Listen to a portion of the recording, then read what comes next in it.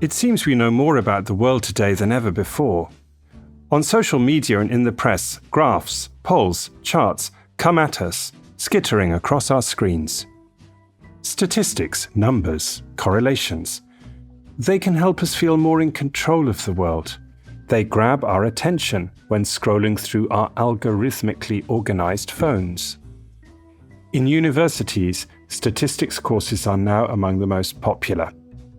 A student at Harvard University told the journalist Nathan Heller, "Even if I'm in the humanities and giving my impression of something, somebody might point out to me, 'Well, what was your sample?' Statistics is everywhere." Do the social sciences have anything else to offer? Ethnography is an approach that is gaining traction with NGOs, think tanks, and research institutes.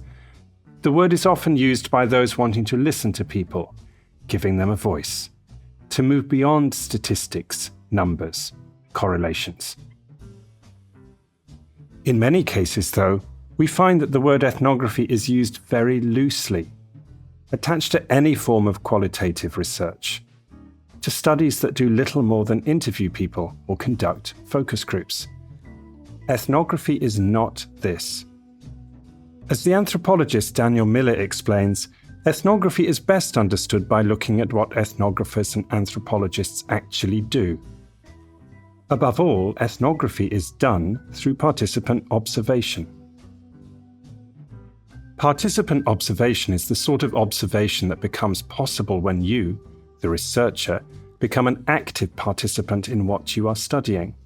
It is much more than simply observing other people doing things.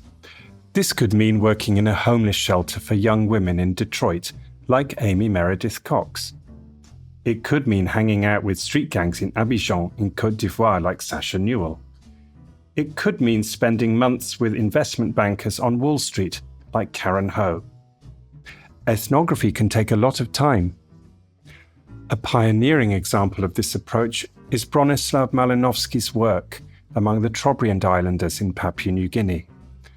Malinowski spent almost 2 years in the early 20th century observing, participating, and studying the lives of people there. He identified 3 broad categories of data that ethnographers still work with today. First, the structure of institutions and activities. How is a homeless shelter organized? Where and when does the gang meet? Who is recruited into the investment banking community? Second, long-term, close observation to establish what people actually do. Do the young women in the homeless shelter follow all the rules? How do members of the gang relate to their wives and mothers? How do financiers on Wall Street show their smarts? As Malinowski observed, precision is foreign to real life. Third, a collection of statements, typical utterances, to get at what people think. What do young women talk about when the community worker leaves the room? How do gang members reflect on their day over beers in a bar? How do finance professionals talk about their industry when they are downsized? Together, these 3 elements achieve something that makes ethnographic work convincing as social analysis: triangulation. Triangulation makes the analysis more plausible, not because it guarantees a precise or neat solution, but because it builds understanding out of different, sometimes contradictory types of evidence. While a lot of social scientists want to look very sciencey in what they are doing, as if the researcher is wearing an invisible lab coat, ethnographers understand and work with the social.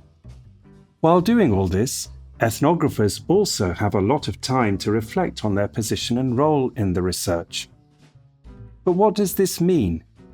And how might this help us better understand and analyze the world around us?